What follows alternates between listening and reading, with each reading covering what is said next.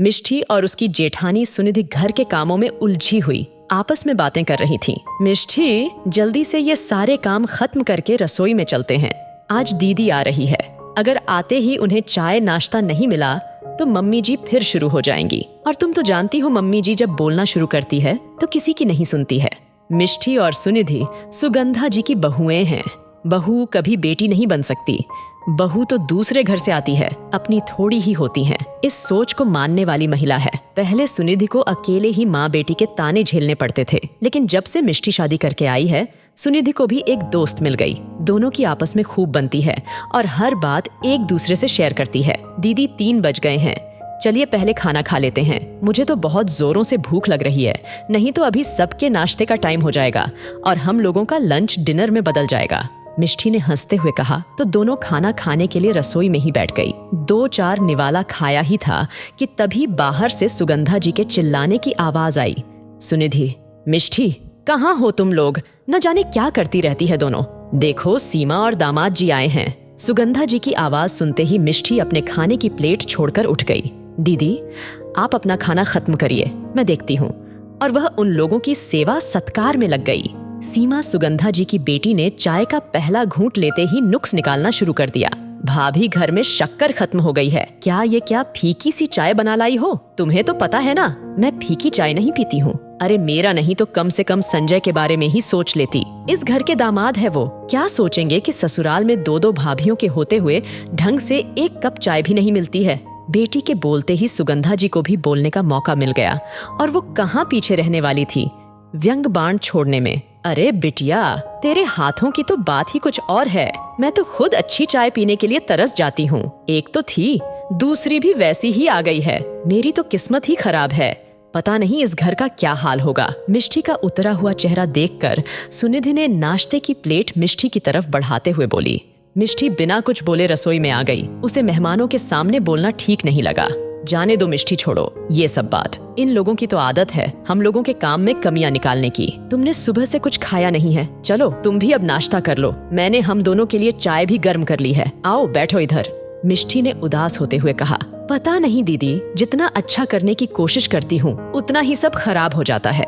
मैंने चाय में शक्कर ज्यादा डाला था, फिर भी सीमा दीदी को चाय में शक्कर कम लग रहा था। कम से कम जीजा जी के सामने तो हमारी बेइज्जती नहीं करनी चाहिए थी ना। तो सुनिधि बोली, छोटी चाय में शक्कर कम नहीं है, चाय तो बहुत अच्छी बनी है। इन लोगों के दिलों में हमारे लिए प्यार कम है और जिससे प्यार नहीं होता उसकी हर बात खराब होती है। तुम उदास मत हो। सुनिधि बहू, तुम लोगों का ये मेहमानों की तरह चाय नाश्ता हो गया हो तो रात के खाने की तैयारी करो। सुगंधा जी रसोई में सब्जियों का थैला पकड़े खड़ी थी और जैसे ही उन्होंने देखा मिष्टी और सुनिधि नाश्ता कर रही है, उनका मुंह बन गया।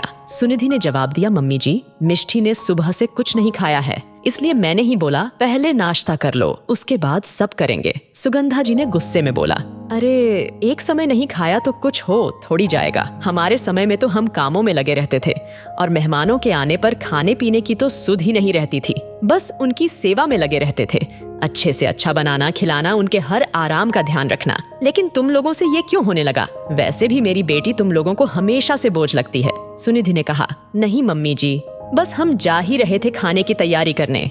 सुगंधा जी, ये लो सब्जियां और पनीर। आज रात खाने में पनीर कोफ्ता, मिक्स वेज, आलू दम, कश्मीरी पुलाव, मिस्सी रोटी और मीठे में मखाने की खीर बना लेना। और हाँ, जल्दी जल्दी हाथ चलाओ, तुम दोनों बैठी गप्पे मार रही हो, समय का तो कुछ ध्यान ही नहीं है। सब्जियों का थैला वही रसोई में रखकर सुगंधा जी चिल्लाते हुए बाहर चली गई। सुनिधि और मिष्टी भी जल्दी से रात के खाने की तैयारी में लग गई। 9 बजते बजते खाना टेबल पर लगाकर सुनिधि ने कहा।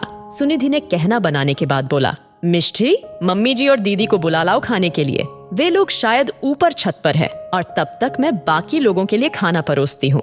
ठीक है दीदी। बोलते हुए मिष्टी उन लोगों को खाने के लिए बुलाने ऊपर चली गई। मिष्टी ने अनजाने में सीमा को सुगंधा जी से कहते हुए सुना, माँ, तुम मिष्टी भाभी पर नजर रखा करो। किससे बात करती है, क्या बात करती है, किसका फोन आया है? भाई की पसंद के आगे हम कुछ बोल नहीं पाए। लेकिन माँ, तुम ही सोचो, वो लड़की हॉस्टल में रहकर आई है। वहाँ कौन देखने गया था कि क्या करती थी, कितने लड़कों के साथ घूमती थी। मैंने तो तभी कहा था, ऐसी लड़कियां क्या किसी की गृहस्थी बसाएंगी? ऐसी लड़कियों का तो कोई चरित्र थोड़े ही होता है। मिष्टी ने गुस्से में जवाब दिया, क्या हॉस्टल में रहने से किसी का चरित्र खराब हो जाता है, या उसके पुरुष मित्र होने से, किसी के साथ घूमने फिरने से, उठने बैठने से, बात करने से, हंसी मजाक करने से कैसे किसी का चरित्र खराब हो सकता है? चरित्र मापने का ये कौन सा पैमाना है जिसमें सिर्फ लड़कियों का चरित्र मापा जाता है, लड़कों का नहीं? लड़के तो किसी के साथ कुछ गलत भी कर दे तो भी उनका चरित्र साफ रहता है। दोष तो उन बेचारी लड़कियों का होता है जिसके साथ गलत भी होता है, और उनको समझने की जगह लोग उन पर ही दोष लगाते हैं। लड़के भी बाहर रहकर पढ़ते हैं, नौकरी करते हैं, तो उनका चरित्र भी खराब होना चाहिए ना। सिर्फ लड़कियों का क्यों?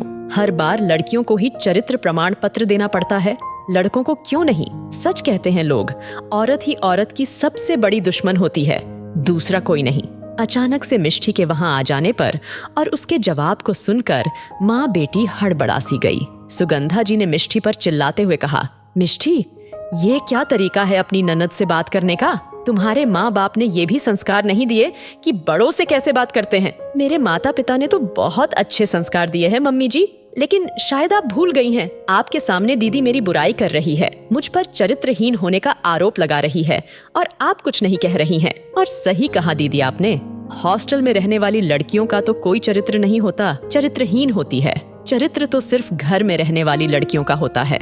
गलती मेरी है जो मैंने आप लोगों को अपना समझा। आज मिष्टी ने पहली बार उन लोगों का विरोध किया था और ये तय कर लिया था, अब से किसी की गलत बात नहीं सहन करेगी, फिर वो चाहे कोई भी हो। सुगंधा जी और सीमा वहीं मिष्टी की कमियां निकालते हुए बैठी रही और मिष्टी उनको छोड़ अपने कमरे में आ गई।